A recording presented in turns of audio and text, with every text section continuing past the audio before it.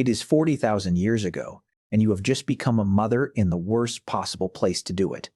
The wind outside isn't wind, it's a physical force, slamming against rock with the kind of cold that doesn't just chill skin, it stops thought. You are a humidaby. You are a humidaby. You cannot walk. You cannot regulate your onder. We tang sa ulsedum pocket of the same world trying to kill your baby. And your baby, the thing in your arms, is the single most fragile object that has ever existed on the face of this planet. No fur, no fat reserves to speak of.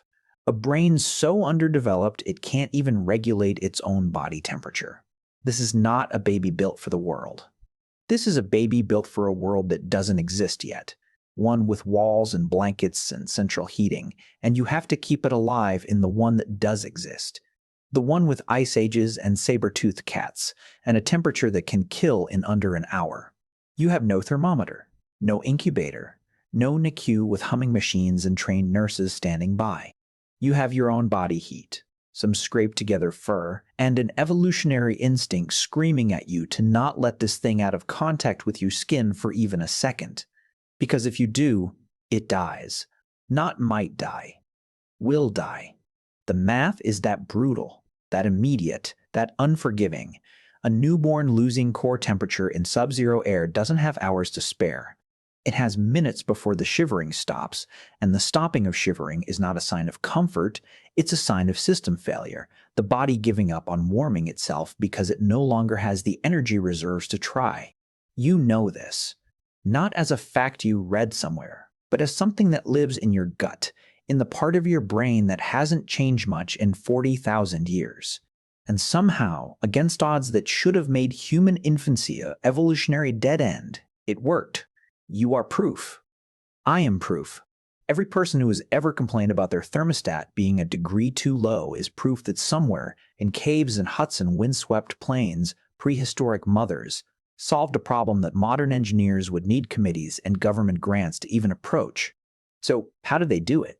How did a species with no fur, no claws, and frankly not that much going for it in the survival department manage to keep its most vulnerable members alive long enough to become us?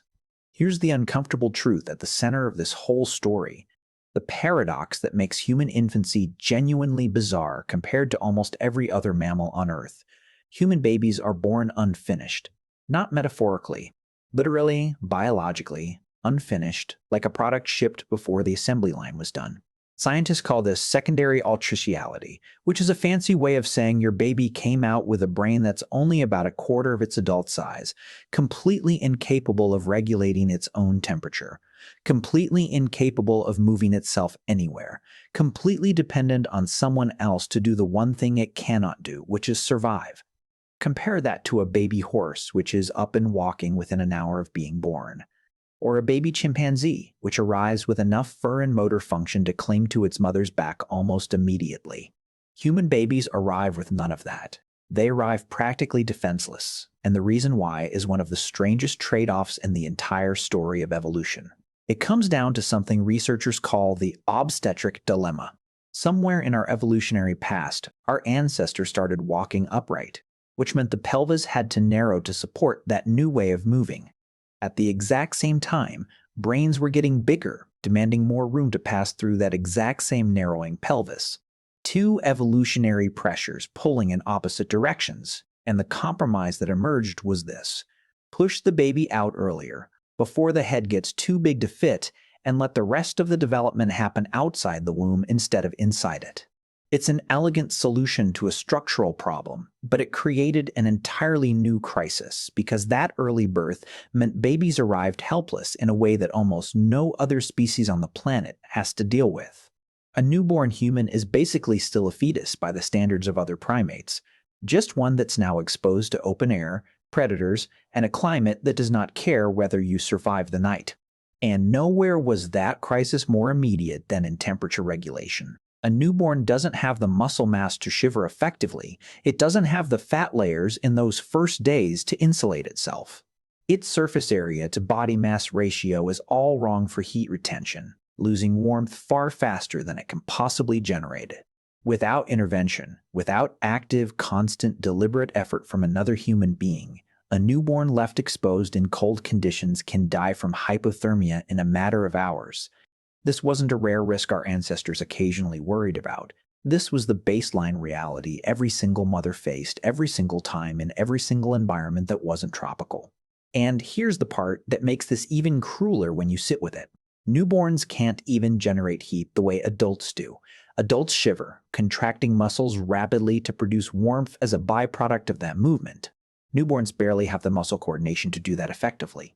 Instead, they rely on something called non-shivering thermogenesis, burning a special kind of fat called brown fat to generate heat directly, a finite reserve that gets depleted fast and isn't easily replenished without significant caloric intake.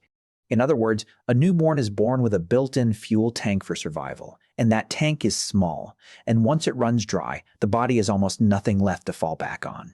Every additional hour spent fighting the cold burned through reserves that infant might desperately need later just to keep its heart rate stable, just to keep basic organ function running. So evolution, recognizing it had created a problem it couldn't solve biologically, did something smarter. It outsourced the solution to behavior, to culture, to the collective ingenuity of an entire social species working together to keep its most fragile members alive. The first and most immediate technology our ancestors developed for this crisis wasn't a tool at all. It was a position. Skin-to-skin contact, what modern science now calls kangaroo care, was very likely the original incubator, and it remains one of the most effective temperature regulation systems ever discovered, ancient or modern. A mother's body, especially the chest and torso, runs at a stable, generous, life-sustaining warmth. And when an infant is placed directly against that skin, something remarkable happens, something researchers have only recently been able to measure with thermal imaging technology. The mother's body actually adjusts its own temperature in response to the baby's needs, warming up if the infant is cold, almost like a biological thermostat reacting in real time. This wasn't guesswork for prehistoric mothers. This was constant, exhausting, round-the-clock vigilance. Holding an infant against the body for hours at a stretch, sleeping in positions that maintained that contact, never fully relaxing because relaxing meant letting go, and letting go meant risking everything. But skin alone wasn't enough once the temperature dropped low enough, which meant the next innovation had to be material: fur, hide. Whatever could be scraped, and stitched together from the carcasses of animals that didn't survive the hunt. Archaeological evidence from sites across Ice Age Europe shows clear signs of hideworking, scraping tools designed specifically to soften and prepare animal skins, bone needles fine enough to thread sinew through leather, evidence of tailored clothing that wasn't just thrown over the body but actually shaped to fit, to trap heat, to function as a wearable shelter. This mattered enormously for infants because the wrapping techniques that emerged weren't random. They were refined, generation after generation, into something startlingly close to modern swaddling. Infants bound snugly in soft hide, limbs secured against the body, heat retained in a tight, controlled microenvironment that mimicked the womb itself. And then there was fire, arguably the single most transformative technology in the entire human story, and one that became absolutely central to infant survival the moment humans figured out how to keep it burning reliably. Fire didn't just provide warmth. In a general sense, it restructured the entire architecture of where and how people lived. Sites occupied by early humans show clear concentrations of activity radiating outward from hearths, like the fire was the actual center of gravity for daily life. And infants, the most vulnerable members of any group, would have been positioned closest to that heat source, protected on all sides by adult bodies forming a human windbreak around them. Beyond fire itself, shelters were engineered with thermal logic baked into their very construction. Excavated dwelling sites from the Upper Paleolithic show evidence of structures built using mammoth bones and tusks as a framework, likely covered with hides, creating a sealed microenvironment that trapped heat far more effectively than open air ever could. Some sites even show evidence of insulated sleeping areas, depressions in the ground lined with ash or plant material, a kind of primitive bedding designed specifically to slow heat loss into the cold earth below, because heat doesn't just escape upward into freezing air, it leaches downward into frozen ground just as ruthlessly. And any mother who didn't account for that lost half the battle without even realizing she was fighting it. This is where the social structure of early humans becomes inseparable from the survival strategy itself. Mothers did not do this alone. They could not have done this alone. The math doesn't work. A single human body, however devoted, however exhausted from trying, cannot maintain constant temperature regulation, find food, process hides, tend fire, and protect against predators simultaneously, 24 hours a day, for months on end. What made infant survival possible wasn't maternal heroics in isolation. It was alloparenting, the practice, documented across virtually every hunter-gatherer society, anthropologists have studied, of infant care being distributed across multiple caregivers, grandmothers, aunts, older siblings, even unrelated members of the group, all sharing the burden of keeping that fragile new life warm and alive. Researchers studying modern hunter-gatherer populations, communities whose lifestyles still echo deep ancestral patterns, have found that infants in these societies are held by someone almost constantly, passed between caregivers throughout the day in a rotating system of warmth and protection that no single person could sustain alone. This wasn't sentimentality. This was thermal engineering through social structure, redundancy built into the system so that no single point of failure, no single exhausted, freezing, overwhelmed mother could doom a child to death. The tribe itself functioned as the incubator. The community was the technology. Now, here's where the story gets uncomfortable, because here's where we have to talk about you. Sitting wherever you're sitting right now, scrolling through this on a device that took more advanced engineering to manufacture than anything humanity built in its first 200,000 years of existence. We solved the temperature problem. Genuinely, completely solved it.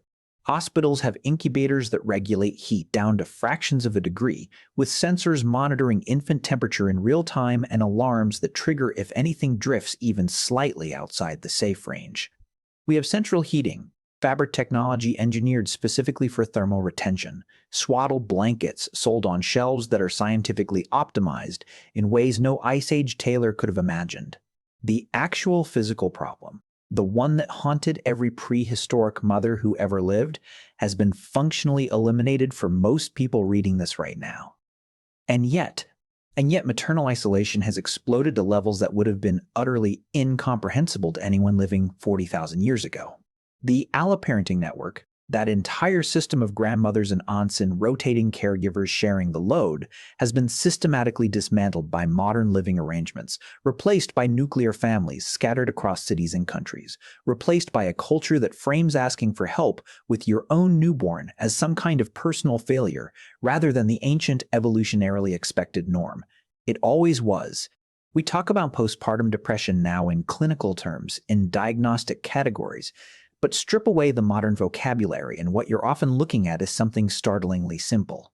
A mother biologically wired across hundreds of thousands of years to expect a circle of support around her and her infant, finding herself instead profoundly alone in an apartment with a baby and no village.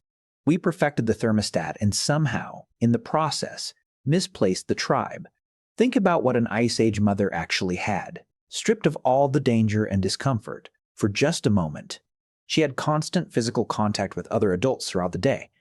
She had multiple people who knew, intimately, how to soothe that exact baby because they'd held it themselves, repeatedly, as part of the routine. She was never structurally expected to handle the crushing weight of infant survival in isolation, because isolation in that environment was a death sentence not just for the baby, but potentially for her too. Now flip to the modern picture.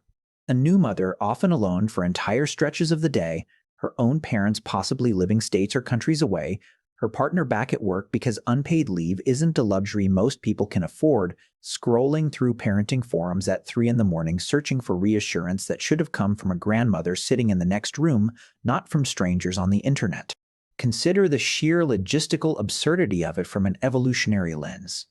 We built apartments stacked 20 stories high, packed with people, and somehow engineered a way for new mothers inside them to feel more isolated than someone living in a tent on an open tundra surrounded by exactly 3 other families. Proximity stopped, meaning connection somewhere along the way. We built incubators that work flawlessly. We never rebuilt the village that incubators replaced. And the data backs this up in ways that are honestly hard to read past, with researchers consistently linking social isolation in new mothers to dramatically increased rates of postpartum depression and anxiety, conditions that were almost certainly far rarer, not because ancient life was easier, it absolutely was not, but because ancient life was easier, it absolutely was not, but because ancient mothers were never expected to do this hardest thing a human can do, alone. The cruelest irony of modern parenthood might be this. We have never had more tools, more knowledge, more technology supporting infant survival. And we have arguably never had less actual human support surrounding the people doing that survival work.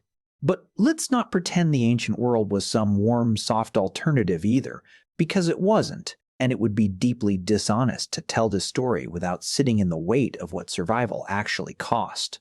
Despite skin contact, despite fire, despite the entire collective machinery of the tribe working to keep infants warm, infant mortality in prehistoric populations was almost unimaginably high by any modern standard. Estimates drawn from skeletal evidence and comparative studies of historical and modern hunter-gatherer populations suggest that something like a quarter to half of all infants born did not survive their first year of life.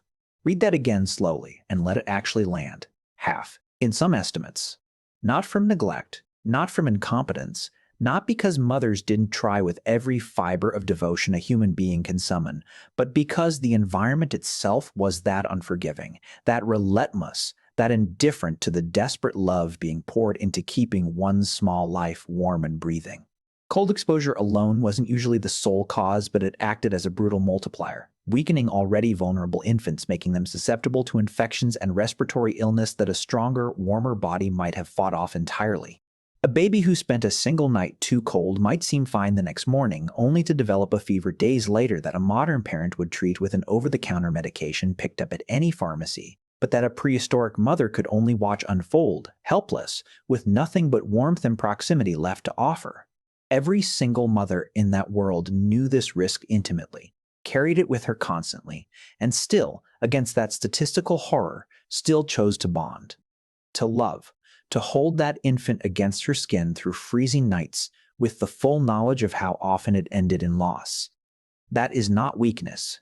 That is the single most quietly heroic thing a human being can do, loving something fully while knowing with mathematical certainty how often that love ends in grief. And the archaeological record doesn't let us look away from that grief either. Burial sites across the ancient world tell the story in ways that are almost unbearably intimate if you sit with them long enough. Infant graves, found again and again across vastly different cultures and time periods, frequently show deliberate, careful adornment. Small shell beads placed with evident care, red ochre pigment scattered across tiny bones in patterns that speak of ritual rather than disposal. Grave goods scaled down to infant size as though someone wanted that child equipped for whatever came next. These were not hasty burials. These were not bodies discarded by people too hardened by constant loss to feel it anymore. These were graves dug with the same care, the same ritual weight, the same desperate tenderness that any grieving parent today would recognize instantly, separated from us by tens of thousands of years and yet utterly, achingly familiar. Some sites show infants buried wrapped in what residue analysis suggests were furs or woven materials. The same materials, the same techniques used to keep that child warm in life, now repurposed to comfort it, symbolically in death. There is something almost too painful to fully process in that detail.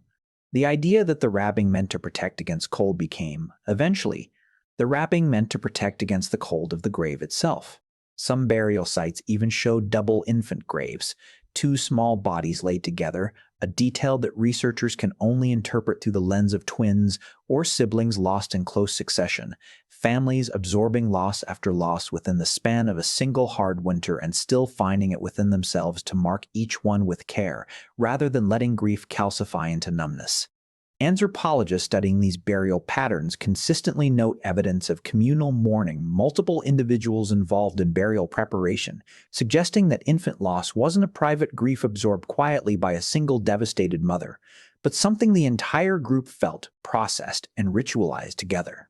The tribe that had worked collectively to keep that child warm in life gathered collectively to mark its loss and death. That, perhaps more than any tool or technique, might be the truest measure of how seriously prehistoric humans took the project of keeping their most fragile members alive. They built their entire social structure around it. And when it failed, despite everything, they grieved it together completely without the luxury of distance or denial.